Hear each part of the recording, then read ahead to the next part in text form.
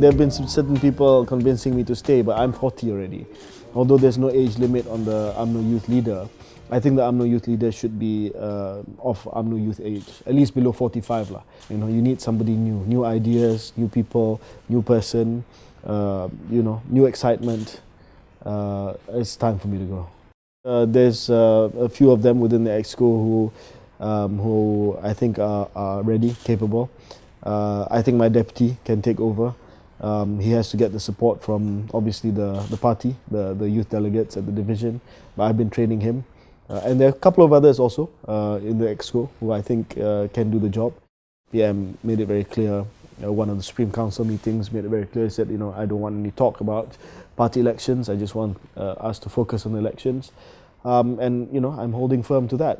But the reason why I say I'm leaving Umno Youth is because when you leave somewhere, you have to give notice and you have to prepare the ground.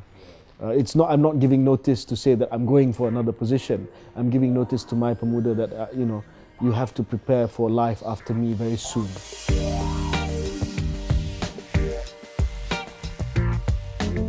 I think they're still concerned about cost of living. A recent graduate will find it very difficult to make ends meet. So we really have to increase accessibility to affordable housing. That's one issue that we feel very strongly about. And I think we've succeeded in suggesting and government introducing a lot of schemes for first-time home buyers, transit homes for young people where they can stay for 2-3 years before they move on and enjoy low rental. But we need more of this. So I think the political push to do that needs to continue. The other one is, of course, the perception of stagnant wages. Young people feel that their wages are not going up as quickly as inflation is. So we need to continue to push the government to change the structure of the economy so that we create better paying jobs. And the third, I think, is more opportunities to assist them in training. One of the programs that we've found extremely popular with young people is when we run clinics for them. For instance, in presentation skills, soft skills, resume clinics. Even recently we did coding camps, and the turnout has been fantastic. So that means young people, they're not there for handouts. They want to improve themselves, but they need the opportunities. And I think the government and also political parties like UMNO has a big role to play in providing these opportunities for them.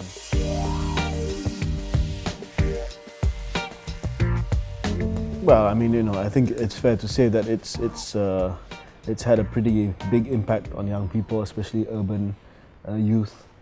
I think there's a certain segment of young Malaysians that we cannot possibly turn around in the time that's left before the elections. So we have to be more discerning in the type of votes that we go after. I don't think we should waste our time with certain segments.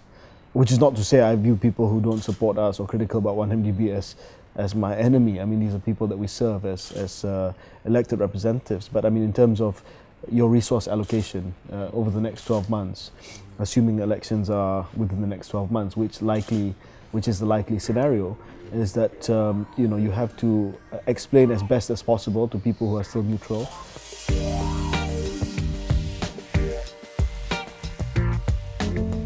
So I've always maintained from the beginning that we shouldn't take this lightly because young people are bereft of actually living through his premiership. So they have a very skewed understanding of what happened. So a lot of young people who on social media say, that they missed the times of Dr Mahathir, they were probably an embryo then. They probably weren't even born. So I don't understand what they're missing. They have this projected understanding of Mahathir as the Twin Towers, Putrajaya, so they don't know the nuance of all the destroyed institutions, the curbs on freedoms and everything that we all know. The people who are of the age, 40 and above, would know and remember. So this mythification of Mahathir that we've created, unfortunately, when he was still part of UMNO, has resulted in this new generation who think that he's done no wrong. So yeah, that there is an effect. I'm not going to say there isn't. So we have to be able to confront this.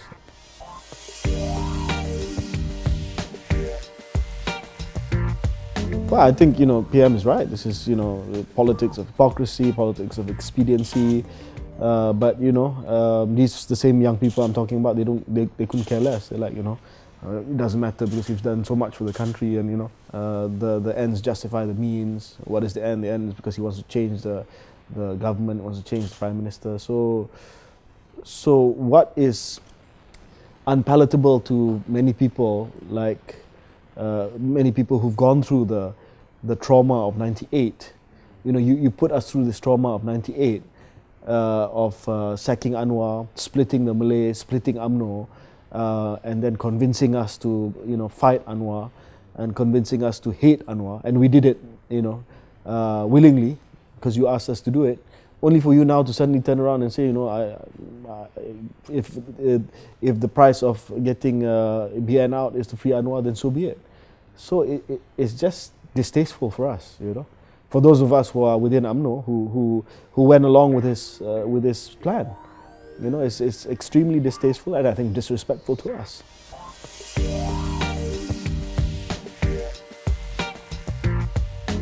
I think the focus will be a lot on the elections, a lot on dealing with this Mahathir issue, because one thing that we are concerned about is divided hearts and loyalties. We're worried that our members still, hold a candle for him or to him, and that's the worst thing you can have. Is enemies within your ranks. And I think we have to make a strong case that he's now not with us anymore, and we must fight him, and we must fight everyone who's not with us anymore. We must draw the battle lines at this General Assembly. There's no more split loyalties, divided hearts, and we must be firm that we've decided to carry the Prime Minister, the President, to the next elections, so we cannot waver on that.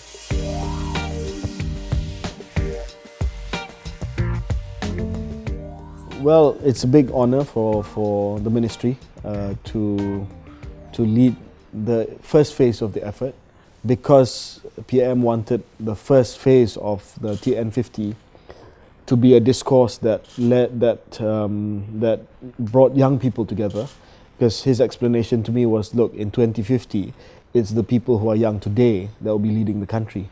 So they need to tell us first what their hopes and aspirations are before we come up with a vision for the next 30 years.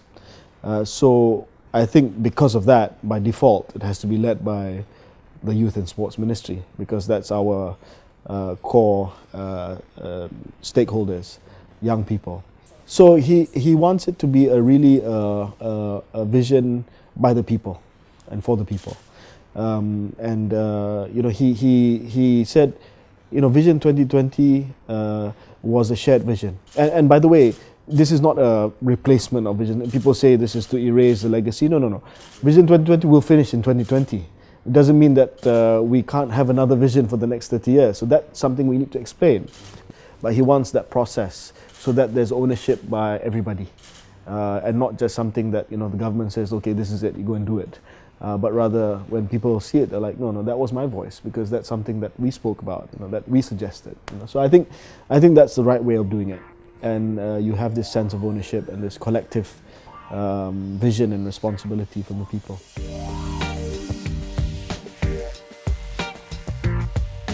So we're going to kick it off in January.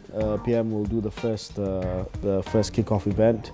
We're finding an appropriate venue, maybe a university or something, and get young people, a town hall setting. And then he said, after the kickoff, he said, he said over to me, and then I'll have to go around the country and do the town hall sessions and the focus group sessions. We have as many sessions as possible so that nobody can say that they were not consulted.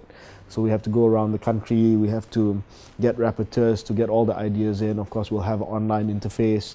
And it's going to be a messy process because let's face it, you're going to have so many different comments and ideas. But within that, there will be great suggestions.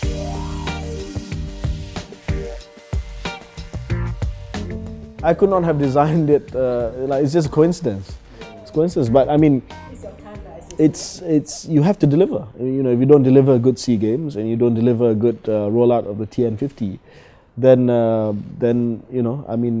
there'll be huge disappointment because people are excited about TN50 and people are excited about the SEA Games. These are maybe two of the biggest high-profile events that happen next year. This PM said, said you only have one KPI next year apart from TN50. He said, I want to win the SEA Games. Overall champions.